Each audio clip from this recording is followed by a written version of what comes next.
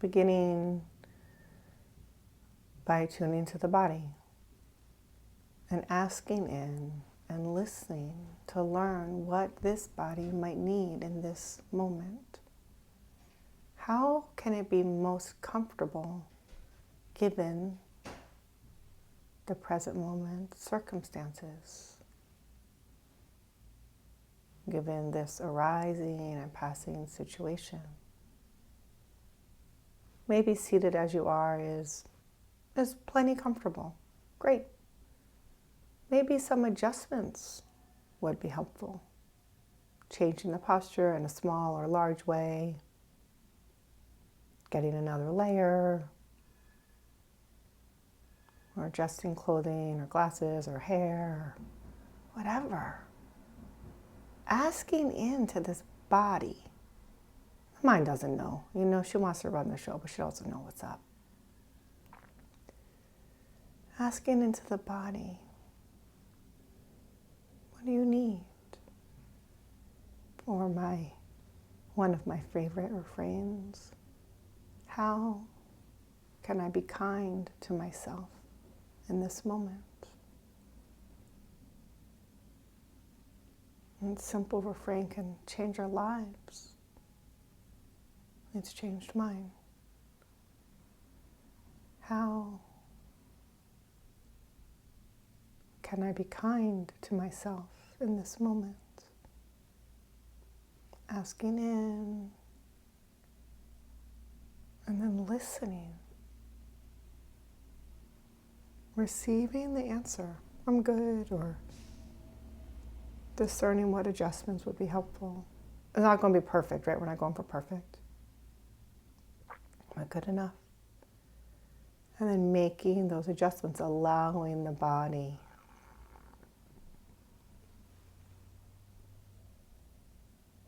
to make those adjustments that it recognizes would be beneficial in the moment.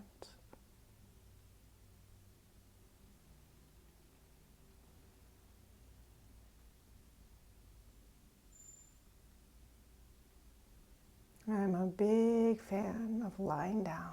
That's my formal posture.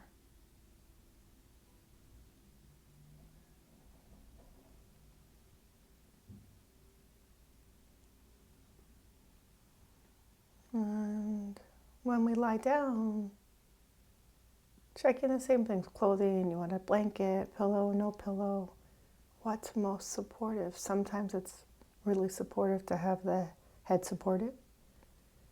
And sometimes it's really supportive to have a long line from the crown of the head through the coccyx and down to the feet. Sometimes. We come to know. Sometimes it's really nice for the back to have the knees supported so that there's a bend in the legs. When there's room and I'm lying down on the floor, I think it's helpful to turn out the feet and let the legs fall out and open. Not holding on tight,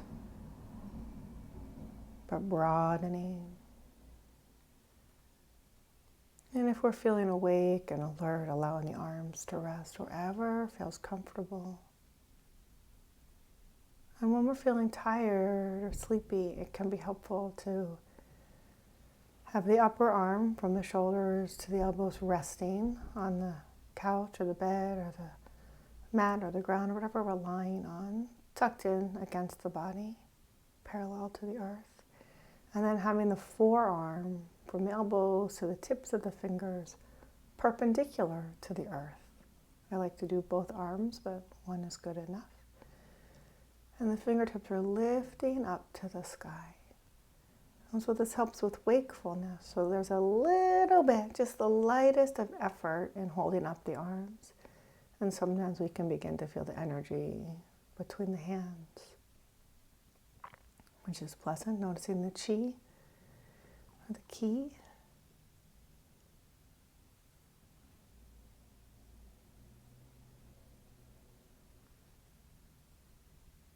And if we fall asleep, the hand or hands will fall and wake us up, which is really great.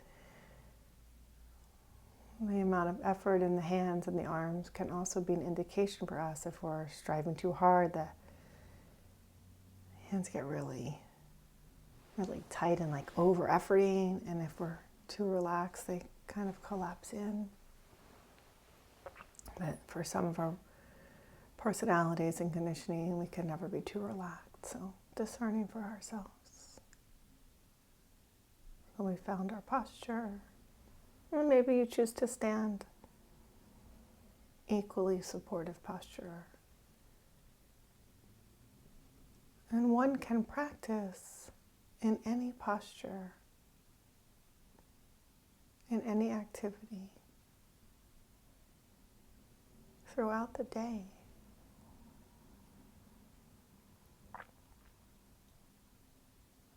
And the way of practice that I wanted to offer now is very supportive for that. It's quite supportive for the possibility of 24/7 mindfulness, 24/7 awareness. The Pali word, the language in which the teachings of the Buddha were recorded, is sati. And the teaching or the sutta that this practice is an exploration of, or a manifestation of, an exposition of, is the Satipatthana Sutta. So sati, translated as mindfulness or awareness, sutta, discourse or teaching. And patthana is foundation or establishment. It's often, the Satipatthana Sutta is often translated as the four establishments or the four foundations of mindfulness because there are four component parts. We'll just name them and we'll explore them together. The four parts are the body. And so we've begun already resting into the body.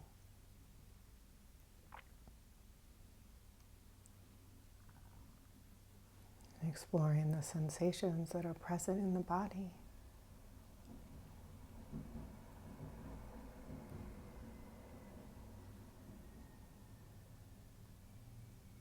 Really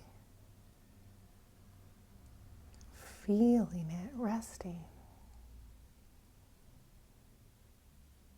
Sure, an idea of the body or an idea of resting might arise in the mind, no problem. And can we notice the direct experience, the felt experience of the body resting as much as is possible in the moment?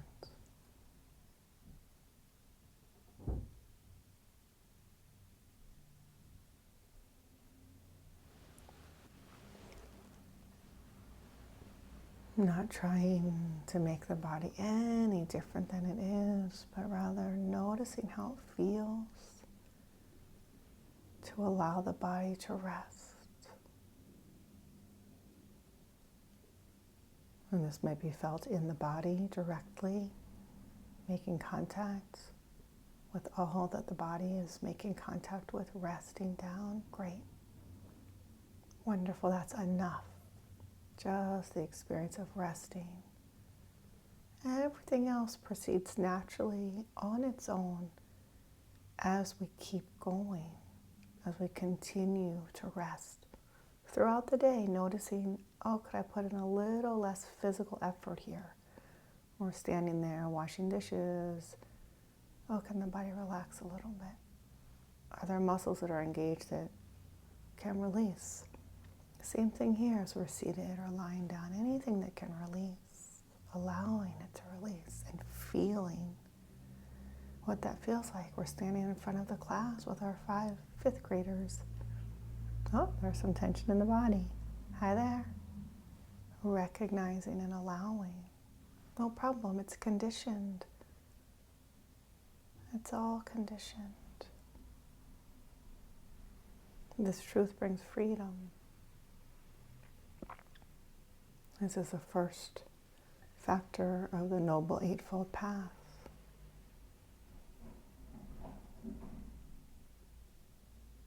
A component of that first factor. Things as they have come to be, its nature. And we can see the truth of not self in that. It's like, I'm not doing this. It's just what's happening. And we bear witness to it. Growing our capacity to be with things as they are, ever changing. Getting less and less caught. And when we get caught, oh yeah, caught. No problem. This is what caught feels like.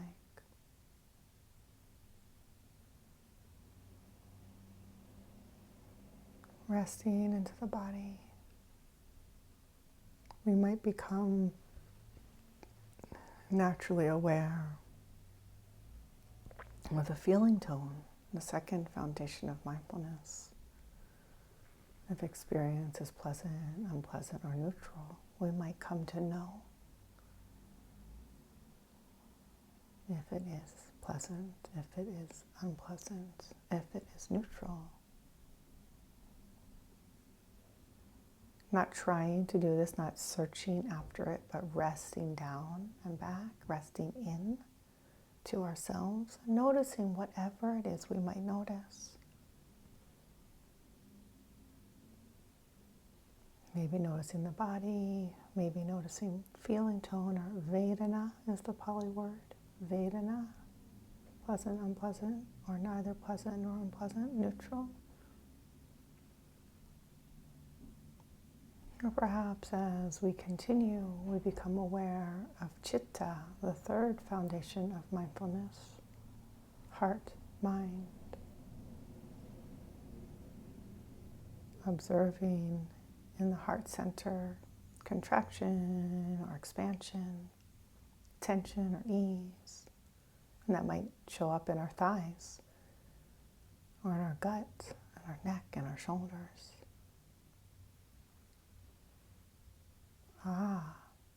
For when tension is recognized, awareness is present, awareness can hold it. The awareness itself is not tense. And that brings freedom. Not trying to change anything, but rather recognizing things as they have come to be in the present moment, ever changing.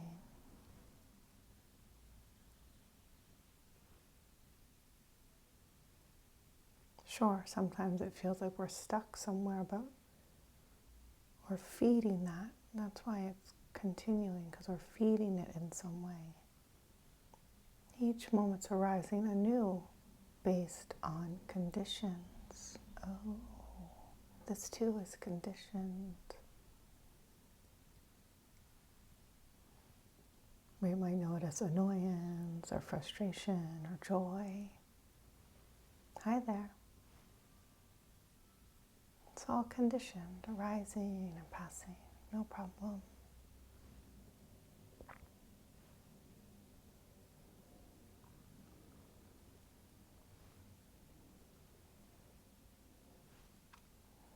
The fourth foundation of mindfulness is Dhammas with a lowercase d, all conditioned phenomena.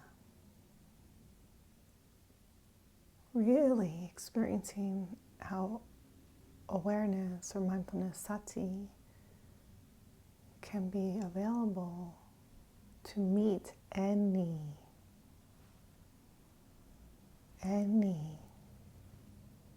experience. And so we practice like this. The only doing is resting.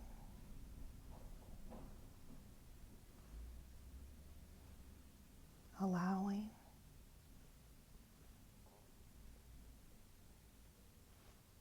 And observing.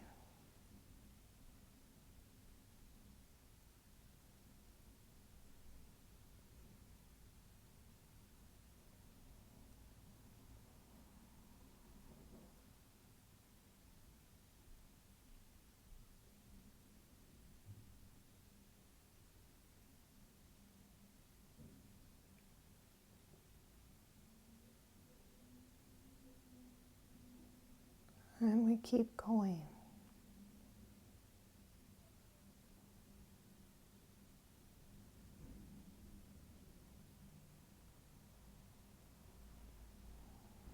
Maybe occasionally reminding ourselves that it's just nature, it's a conditioned arising. It's not personal. It's not our fault.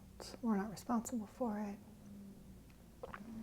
It's what's here in the moment.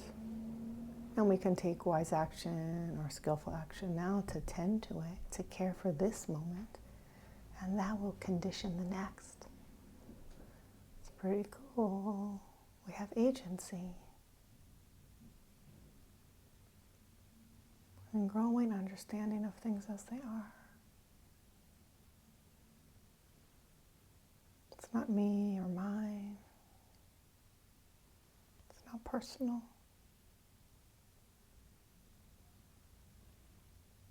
And slowly but slowly, all those shoulds, they fall away, and the pure radiance of our heart is recognized.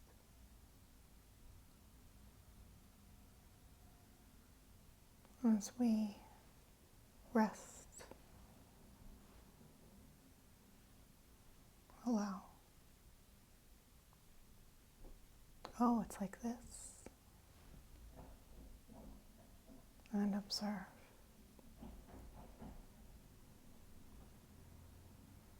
Fear, grief, joy, contentment, love, anger.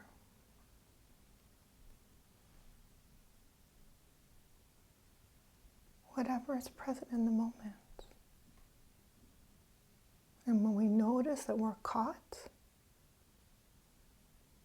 we've noticed.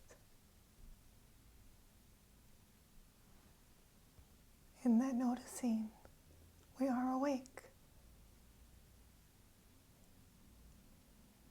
Beautiful.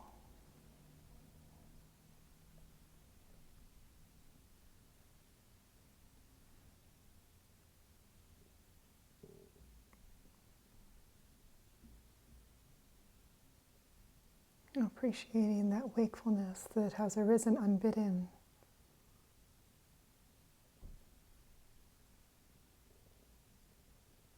This is the natural course of things. As we rest,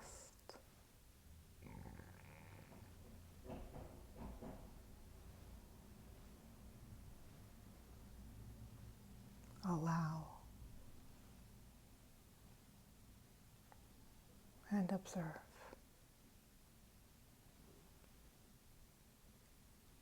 We become more interested in our own direct experience,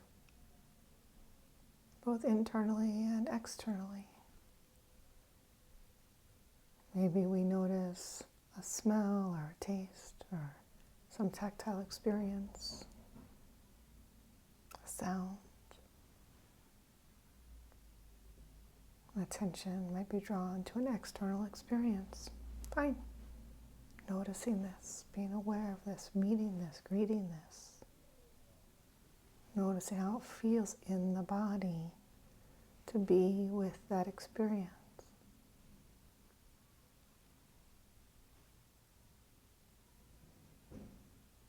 Noticing the state of the heart, the internal experience of being with ourselves, being with the moment.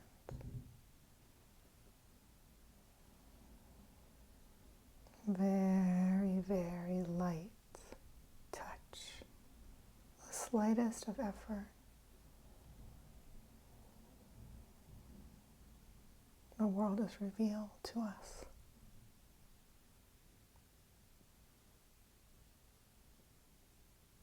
Resting.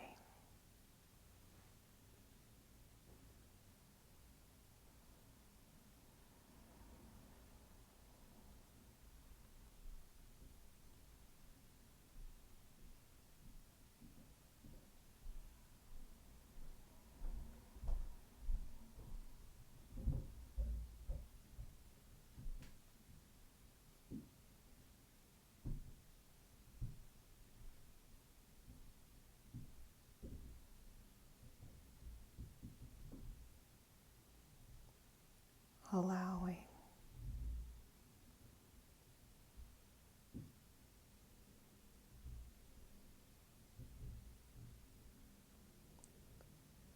Observing.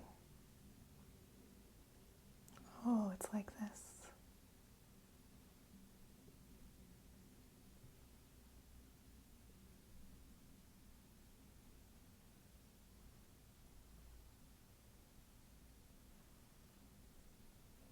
Tending to ourselves.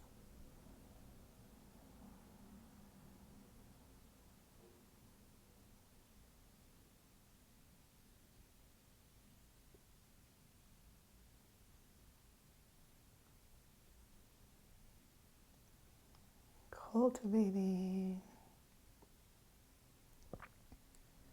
our ability to be here in the present moment, to meet our hearts,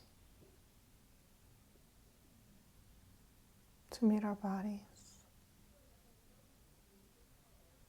to meet our minds, just as they are unfolding moment after moment, always changing.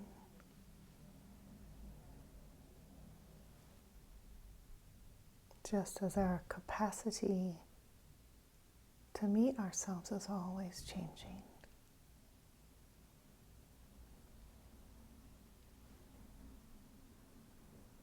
And there's no way to do this perfectly. We just keep practicing. Being. And if we keep practicing, the rest unfolds of its own accord. We don't have to do anything except begin and continue resting, allowing,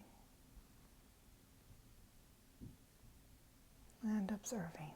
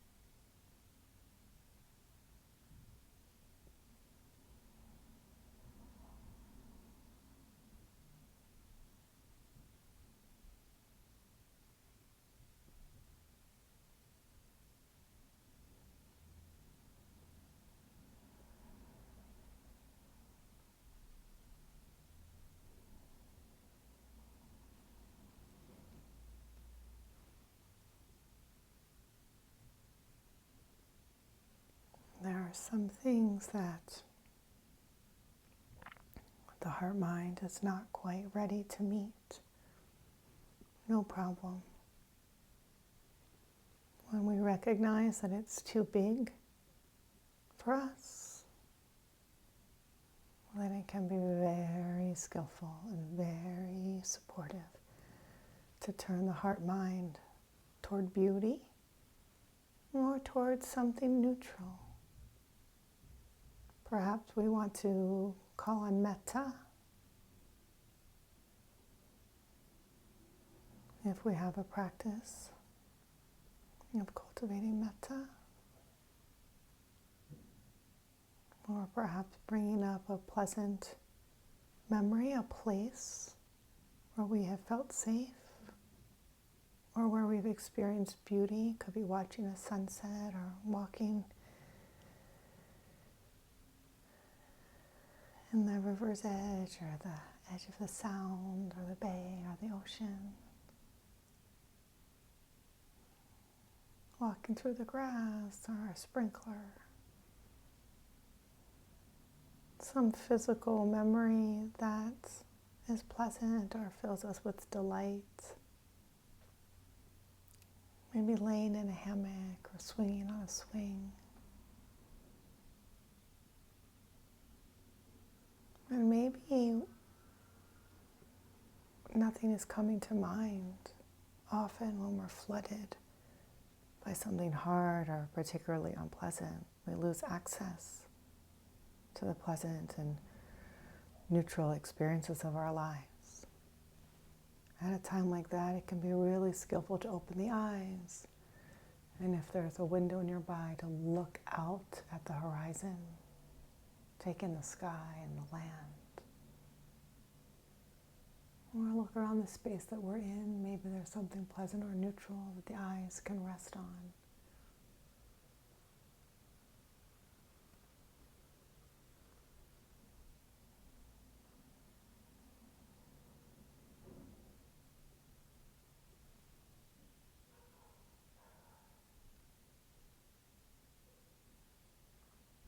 Or maybe the heart-mind's got it. But when it's too intense, recognizing this and tending to ourselves, not fighting or pushing through, but changing the channel, replacing a coarse peg with a fine peg.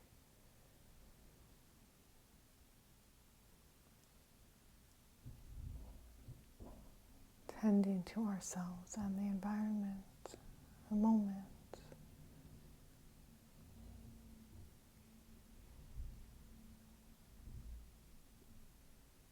When we get especially dysregulated and we're in a built environment, it can be helpful to look around and just spot the corners. Every place where two lines come together would be a corner, but no need to hold that now. Just planting a seed in case it might be helpful in the future.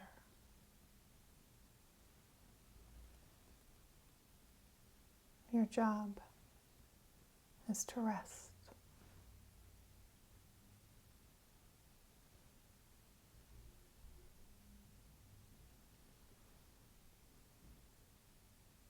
Allow.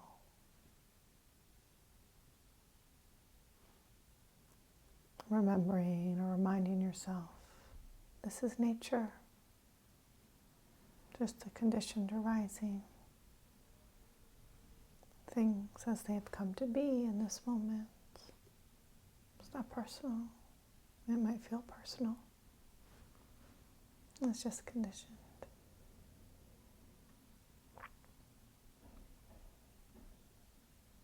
And when it's pleasant, enjoying it, being in the loveliness, resting into it. If your mind's like mine, it can start to chase after the pleasant or fall into it. And we can remember, oh, I'm observing this, getting curious, getting interested in the direct experience. Interest and curiosity really guide us a long way on the path to freedom. Not an intellectual investigation, but an opening to, oh, it's like this.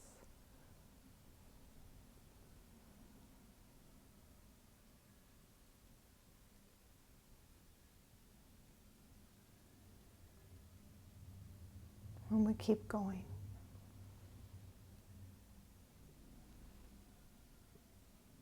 The rest happens on its own. Resting, allowing, observing. Moment by moment.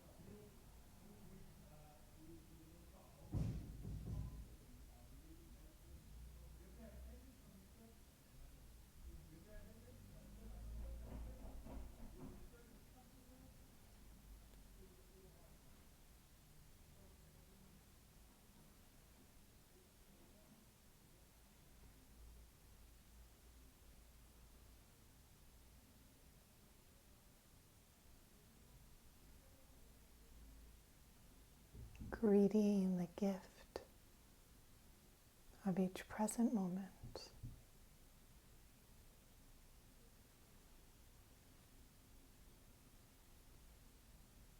Relaxing.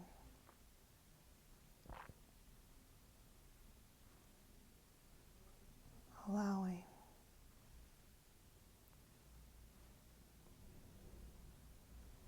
Observing.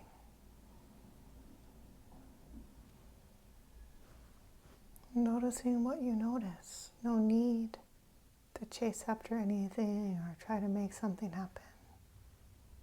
Rather, we're cultivating our ability to be with things as they are.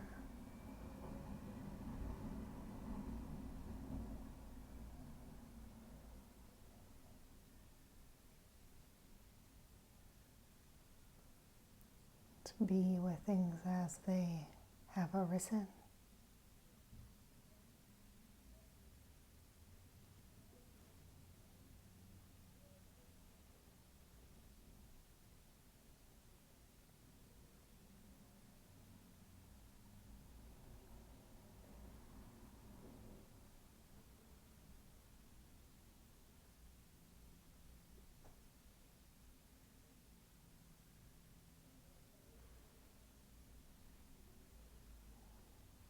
It's all okay.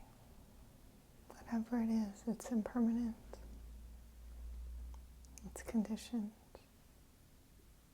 It's arising and passing. Moment after moment, again and again.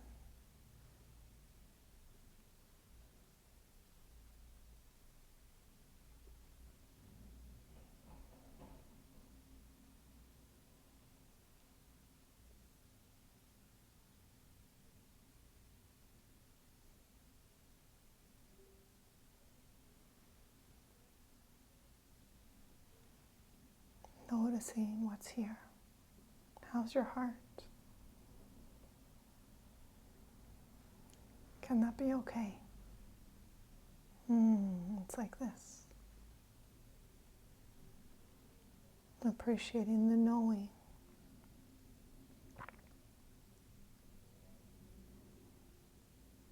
That this heart state or mind state has allowed itself to be known, allowed itself to be seen as a gift.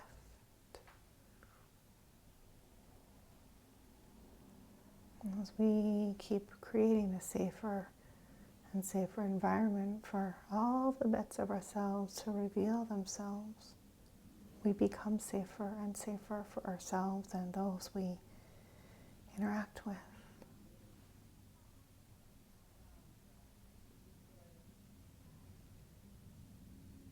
So that our practice is of benefit to ourselves and all beings. Ripples out as we're kind to ourselves, we're naturally kind to others.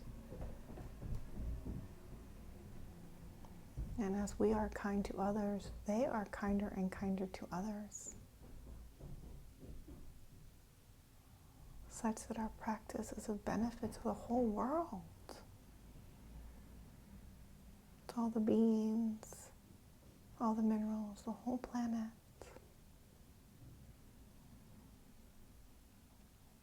The waterways and the oceans, the forests and the skies. It begins with how we meet and treat ourselves.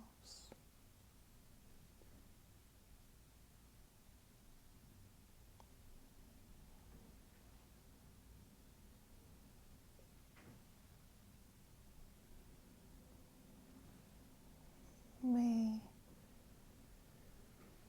you have moments of remembering throughout your day and throughout the week until we meet again. To rest, allow, and observe the arising and passing of the moment. Moment by moment, more and more throughout our days, this light touch of awareness can be practiced with the lightest of effort. Gently, gently, gently. So gentle that it can be sustained 24/7. From the moment we wake till the moment we fall asleep. Practicing being here with ourselves.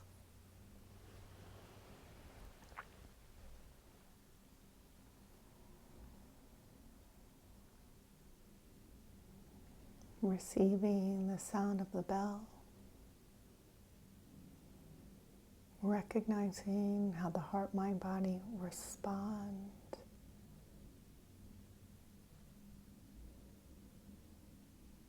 Little wake-up sound, and then 3 full invitations of the bell. Please enjoy receiving, recognizing the response.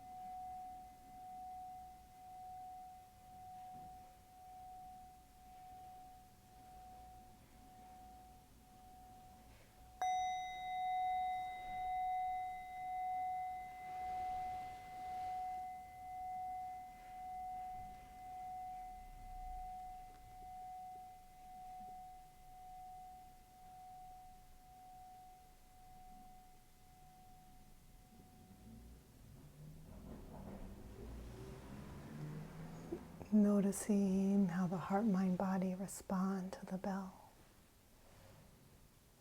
And if it brings a little extra ease, feeling that ease. And allowing that ease to accompany you as you investigate how the body may want to move. Aware of movement. Continuing to rest. Allow and observe. And exploring, can you notice that moment that precedes the opening of the eyes? That impulse, or that about to. It's called cetana in Pali. It precedes all actions of body, speech, and mind.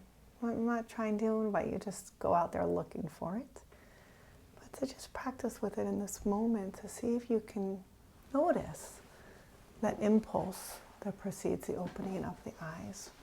When you're ready, and then maybe noticing awareness of seeing. So it's more than just what is seen, but also the experience that's happening inside, the seeing that's occurring thanks to being sighted and having enough light and an object for that light to fall upon. Observing, exploring awareness of seeing.